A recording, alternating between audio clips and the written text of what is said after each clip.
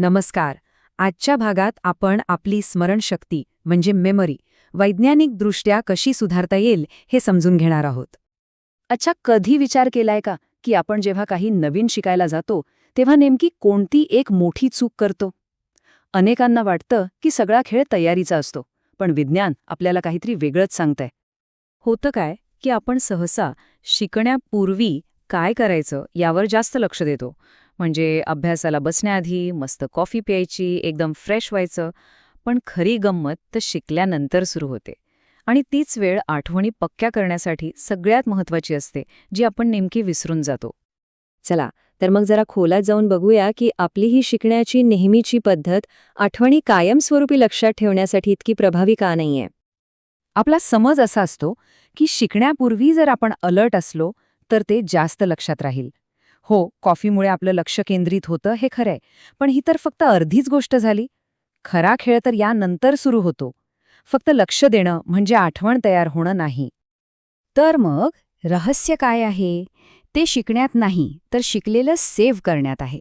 कल्पना करा की आपल्या मेंदूमध्ये एक छुपं सेव्ह बटन आहे, जे आपल्याला शिकल्यानंतर दाबायचं आहे.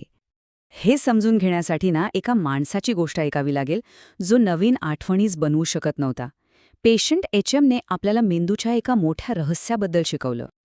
एचएमच्या मेंदूतून हिप्पोकॅम्पस नावाचा भाग काढण्यात आला होता. त्यानंतर त्याला नवीन चेहरे, नावं, घटना असं काहीच लक्षात राहत नव्हतं. यावरून एक गोष्ट स्पष्ट झाली की हिप्पोकॅम्पस हा आठवणी बनवणारा एक कारखाना आहे, पण तो आठवणी साठवून ठेवत नाही.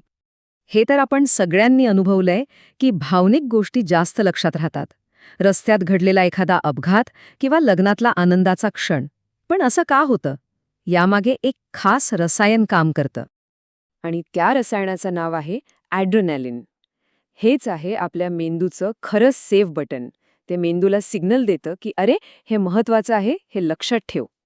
पण थांबा, इथे एक ट्विस्ट आहे. ॲड्रेनालिन कधी वाढतं ती वेळ ही सगळ्यात महत्वाची गोष्ट आहे. आणि हेच जेम्स मॅकगॉ आणि लॅरी केहिल यांच्या संशोधनाने सिद्ध केलं. त्यांनी एक प्रयोग केला.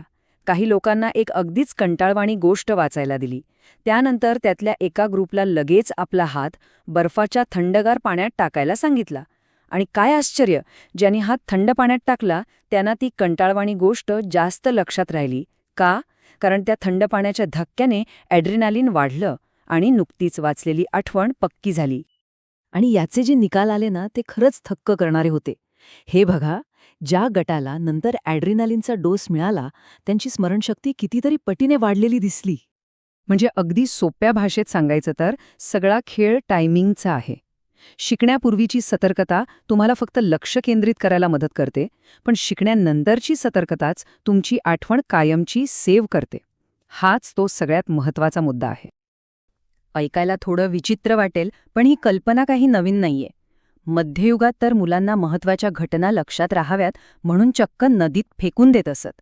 पद्धत क्रूर होती, पण त्यामागचं तत्त्व हेच होतं की तीव्र अनुभवाने त्या आधीची घटना लक्षात राहते. बरं, आता आपल्याला काही नदीत उडी मारायची गरज नाहीये. आपल्या स्मरणशक्तीचं हे सेव्ह बटन दाबण्याचे काही सोपे आणि सुरक्षित मार्ग आहेत. चला ते पाहूया. मुख्य ध्येय आहे की शिकून झाल्यावर लगेच ॲड्रेनालिन वाढवायचं. यासाठी तुम्ही थंड पाण्याने आंघोळ करू शकता, ज्यामुळे शरीराला एक छोटासा धक्का बसतो. किंवा अभ्यास झाल्यावर एक कप कॉफी घेऊ शकता. किंवा अगदी काही मिनिटांसाठी जागेवरच जोरजोरात उड्या मारण्यासारखा तीव्र व्यायाम करू शकता. आता हे ॲड्रेनालिनचं तंत्र तर जबरदस्त आहेच, पण त्याला सपोर्ट करण्यासाठी आणखी काही गोष्टी आहेत ज्या आपल्या मेंदूला निरोगी ठेवतात आणि हे तंत्र अधिक प्रभावी बनवतात. संशोधनातून असं दिसून आलंय की नियमित व्यायामामुळे आपल्या मेंदूच्या मेमरी फॅक्टरीमध्ये म्हणजेच हिपोकॅम्पसमध्ये नवीन पेशी तयार व्हायला मदत होते.